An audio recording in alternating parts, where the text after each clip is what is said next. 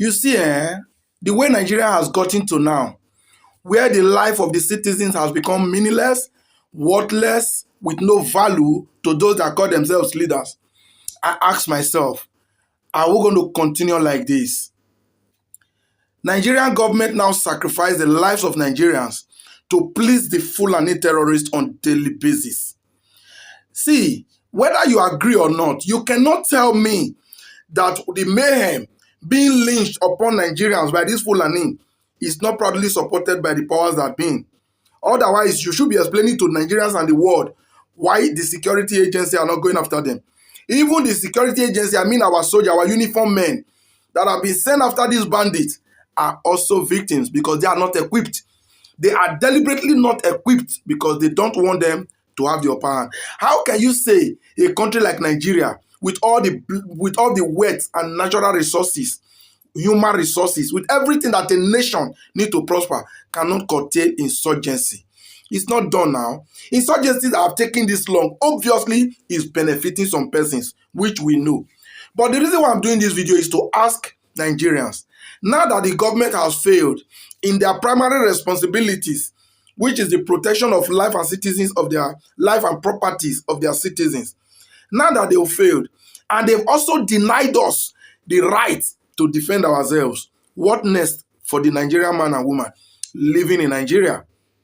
What next? It has become a case of who is next today.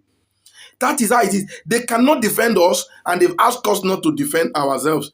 I think there was a time Senator Ned Nwoko sponsored a bill to the Senate that Nigerians should be allowed to bear arms for self-defense.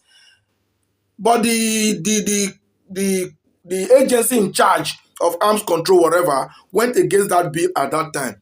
I think most recently again, I listened to Apostle Dr. Suleiman of the Omega Fire Ministry telling the people of Benue State that the federal government haven't failed them. It's time to rise up and defend themselves. Yeah, my dear Apostle, you are right. It could have been their time to rise up to defend themselves. But are they permitted to defend themselves? Are they allowed to? This is the country where a Fulani will come after you with the sole intention of taking your life. Maybe you being the muscular type or luck being on your side, you had an advantage and you take the life of that Fulani, you will be in for it.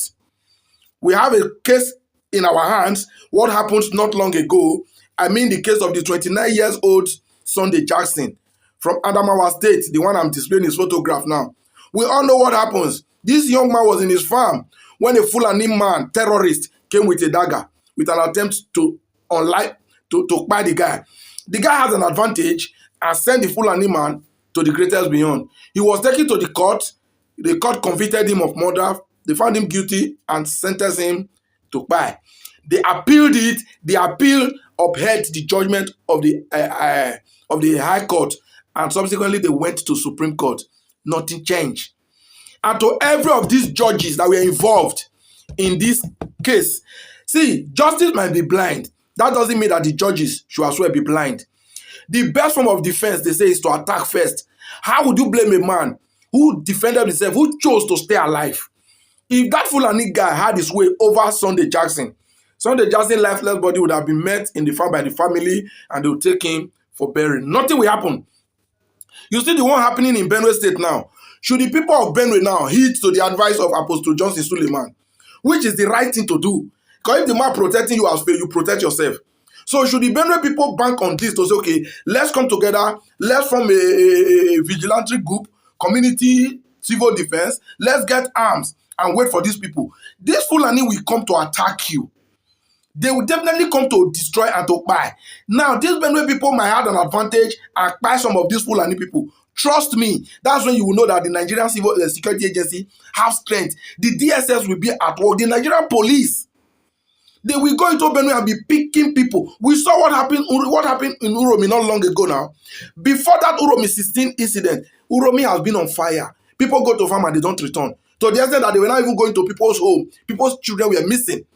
The government and the security agency were helpless and they claimed to be deaf towards the plight of the people. Until Uromi caught 16 of them. Those were 16 terrorists because they were in possession of illegal firearms with a quantity of money in their possession. So they did justice to them, which some refer to as jungle justice. And what happened? The whole country was shaking. Abuja showed interest. All the northern leaders were involved. And so many persons were arrested as we speak now, are still in Abuja, awaiting trial. So that is what they've become. They don't want us to fight back. Now, what are these people call themselves leaders? What are they benefiting when Nigerians lose their lives? As for the military, we understand the business going in there. Insecurity and terrorism in Nigeria is feeding so many people. It's making their bank account grow fat. We know. But all these are down to the failure of the government. If Nigeria have a government in place, all these will be shouldn't have been a problem. But unfortunately, those you look up to are part of the problem. Because the person benefiting from your problem will never solve it and will never let you solve it. So I'll be leaving you with a question, my people. If the security agency and your government has failed or refused to protect you, and at the same time forbids you from protecting yourself, what becomes of the people? What next for the people?